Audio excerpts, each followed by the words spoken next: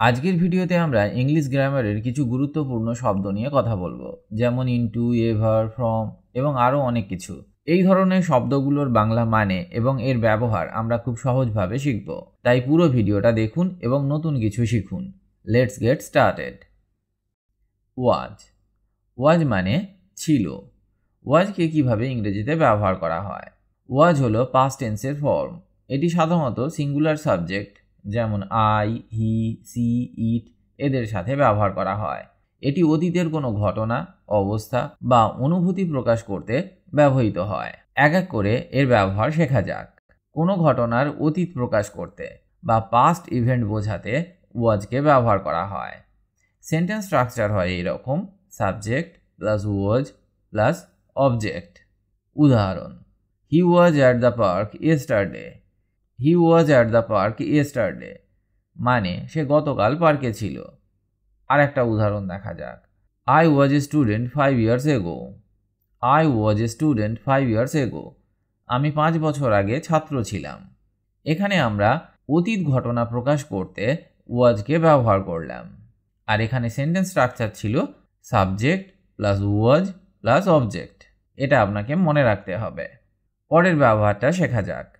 অবস্থা বা অনুভূতি প্রকাশ করতে স্ট্রাকচার হবে এরকম: subject plus was plus adjective অথবা noun.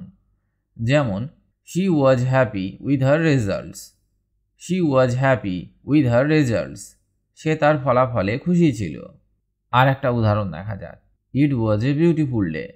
It was a beautiful day দিনটি সুন্দর ছিল।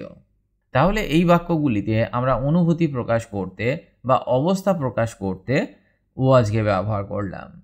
প্রশ্ন করার সময় ওয়াজকে ব্যবহার করা হয়। সেক্ষেত্রে সেন্টেন্স স্ট্রাকচার হয় এইরকম: ওয়াজ প্লাস সাবজেক্ট প্লাস অবজেক্ট মানে প্রথমে আপনাকে ওয়াজকে বসাতে হবে, তারপর সাবজেক্ট বসবে, তারপর অবজেক্টকে বসাতে হবে। For example, was he late for school. Was he late for school সে কি স্কুলে দেরি করেছিল? আর একটা উদাহরণ দেখা যাক: was it raining yesterday. Was it raining yesterday গতকাল কি বৃষ্টি হচ্ছিল? তাহলে আমরা দেখলাম প্রশ্ন করার সময় কিভাবে ওয়াজকে বাক্যে ব্যবহার করা হয়। ওয়াজের পরের ব্যবহারটা দেখা যাক। নাকচ করার জন্য বা নেগেটিভ সেন্টেন্স তৈরি করার জন্য ওয়াজকে ব্যবহার করা হয়। সেক্ষেত্রে সেন্টেন্স স্ট্রাকচার হয় এরকম: subject plus was plus not plus object. For example, I was not at home last night. I was not at home last night. আমি গত রাতে বাসায় ছিলাম না। আর একটা উদাহরণ দেখা যাক: She was not ready for the test. She was not ready for the test. সে পরীক্ষার জন্য প্রস্তুত ছিল না।